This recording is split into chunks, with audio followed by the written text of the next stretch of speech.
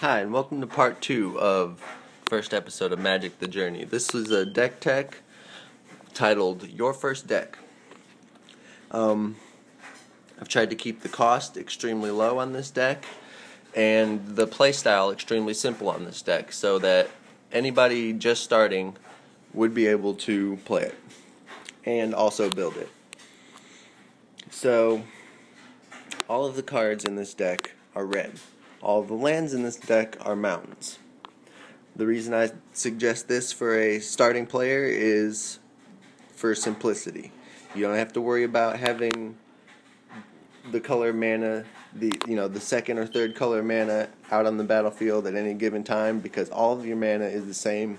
You should be able to cast whatever you need to. All you have to worry about is the number of mana, not the color of mana. But to get straight to it, we'll talk about the creatures in this deck. Now, we're going to cover the rares last. We've got 4 rare cards in this deck, and I've tried to keep them both easy to access and minimized. So, the 2 rare creatures will be covered later, but we'll start for the most part with creature base. We have, for 1 mana creatures, we have Foundry Street Denizen. It's a goblin warrior creature. Whenever another red creature enters the battlefield under your control, it gets +1/+0 until the end of turn. So it's a small creature that as you progress with your turns and play more creatures, can do more damage to your opponents. We also have for 1 mana Goblin Arsonist, which is a goblin shaman that when it dies, you may have it deal 1 damage to target creature or player. It makes a great blocker because if it blocks something with, say, 2 toughness, it will do 1 damage to it, and then when it dies, you can have it deal another damage to it and kill a creature essentially twice its strength. 2 mana cost creature is Mog Flunkies. Mog Flunkies is a great value creature because it's a 3/3 creature for 2 mana. Now the downside to this great value is that it can't attack or block alone. This deck though shouldn't have much problems with it because it's got a lot of other cheap creatures that can come out even before a 2 mana cost creature, and it should have no problem finding a buddy. For 3 mana we have both Arms Dealer, which you can pay, once it's on the field, you can pay 2 mana and sacrifice a goblin, which almost every creature in this deck is a goblin, to deal 4 damage to a target creature. So this is great for getting guys that are bigger than yours out of the way.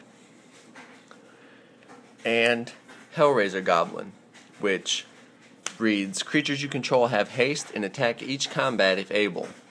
Now, I'm only running, if you didn't notice, I'm running 4 of all the other creatures I've covered so far and only 2 of Hellraiser Goblin. That's because haste and attacking each combat if able is very much what this deck wants to do, but at the same time, if you're in a position of disadvantage, you may need to block, and if all your creatures attack each combat if able, then you can't attack and then still block afterwards. So moving on, other spells, instants, sorceries, and the like, we have Furious Resistance for 1. This gives a creature +3/+0 and first strike until the end of turn. So this is great as like a surprise attack. You attack with a creature that appears to be weaker than what your opponent has on the battlefield, drawing out their block, and then you give it +3/+0 and first strike, which allows you to kill them off before they even have the chance to deal damage to you. Searing Spear is one of the staple cards for a red deck in Standard right now. It costs 2 mana and deals 3 damage to target creature or player. So you can use it to remove a creature that's in your way. You can use it to deal a bit of extra damage when your opponent's low on life. It's just very versatile. running 3 copies of Dangerous Wager, which is instant speed card, 2 mana. It reads, discard your hand, then draw 2 cards. Now, this deck plays very, very well towards Dangerous Wager's disadvantage of discarding your hand, because it's a deck that quickly casts all the spells out of your hand. So pretty much what you do with the Dangerous Wager is you play out your hand, and once it's the last card in your hand, you play it and you get 2 free cards because you don't have anything to discard. Now the rares in this deck are the following. 5 Alarm Fire is an enchantment. Whenever a creature you control deals combat damage, you put a blaze counter on it. And whenever it gets 5 blaze counters, you can remove 5 and burn a creature or player for 5 damage. It's a really, really good card because most enchantments like this that you see printed, they'll first off have the effect that your creature has to deal combat damage to a player. That's not the case here. It's combat damage in general. So even if you're blocked, you still get a blaze counter. And also, most cards of this sort have to be sacrificed when you remove the blaze counters and do their final effect. 5 Alarm Fire you can reuse and recycle. So we're definitely running 4 of these here. Even though they're a rare, at my local card shop, you can literally pick these up for $1. So it shouldn't be too hard to acquire, and it's a very powerful card for this deck. The more expensive rares, though, would be Legion Loyalist. Now, I think Legion Loyalist is right now just on kind of a trip because he's new and he's in one of the more popular builds of decks right now. But he is a 1 mana, 1/1 creature.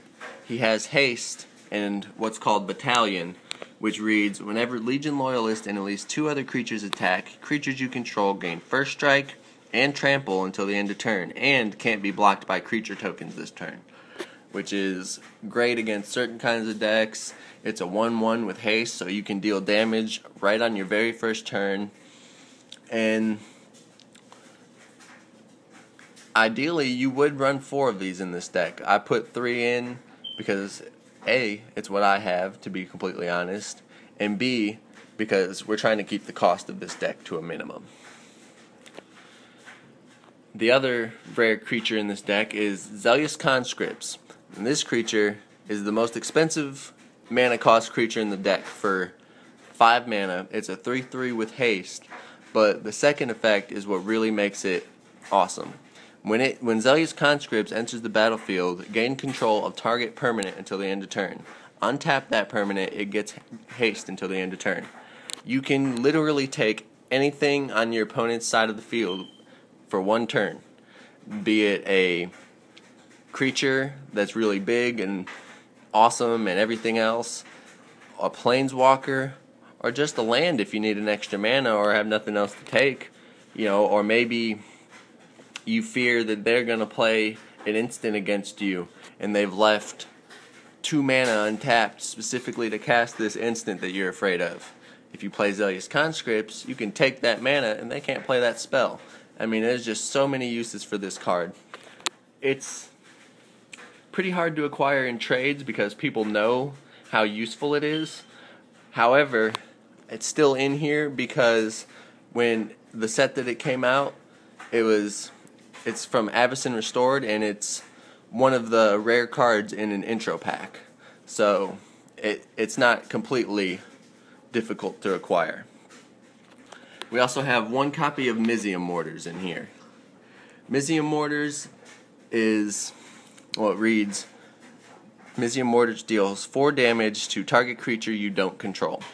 And it has an overload cost of 6, which overload is a mechanic that replaces each instant of target in the effect with each. Therefore, it deals 4 damage to each creature you don't control. There's 1 of these in here because we already have Searing Spear.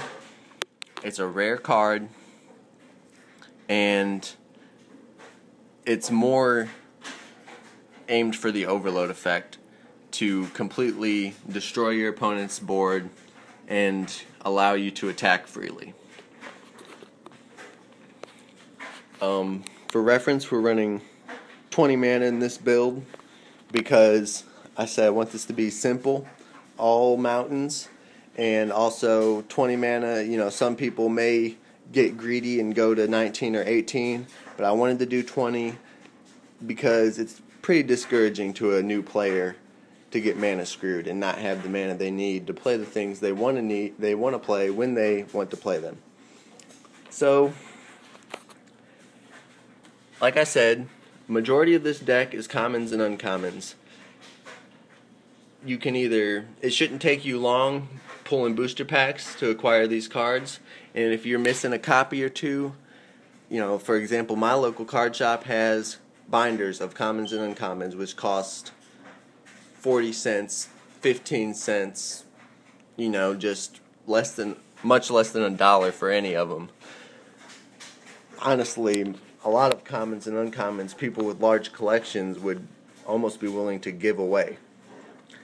So the majority of this deck should be extremely easy to acquire, and the rares in this deck shouldn't be too much of a challenge for being rare cards. This would make a great beginner's deck, but to each their own. There's 4 other colors, which you could also make a mono-colored deck, which would be great for beginners for. Well, thank you for watching, and that'll be all for this episode.